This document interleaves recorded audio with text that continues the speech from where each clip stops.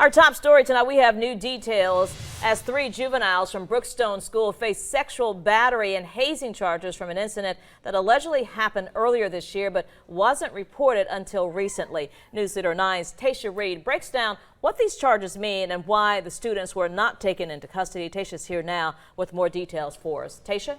Well, that's right. The student charges are misdemeanors, and that's why police say they were not taken into custody, but rather they were sent a form stating their charges and when they need to face a judge. Police tell me they received a call in July about the incident, but according to the report, it happened in early February. Lieutenant Dent Fitzpatrick with the Columbus Police Department says the school reported to the Department of Family and Children's Services, but not to police. But because the charges are only misdemeanors, they weren't taken into custody. So yes, that is a form of arrest for a juvenile. And we also have to keep in mind that these are children.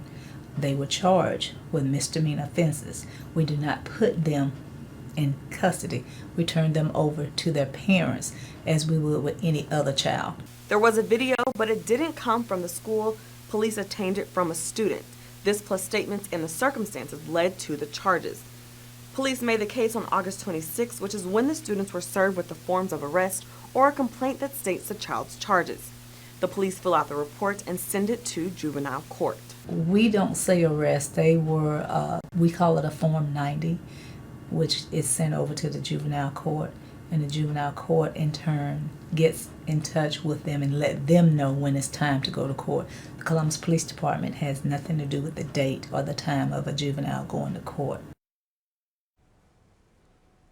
Now again, they're facing hazing and sexual battery charges. Now hazing is whether or not that student is willing to do that or not, and sexual battery is when someone is touched in their private parts but not wanting to be done. Now it is up to the juvenile court to decide whether they will uphold these charges or dismiss them. Court dates are unknown at this time because the suspects are juveniles, but it will also be a closed court hearing because they're facing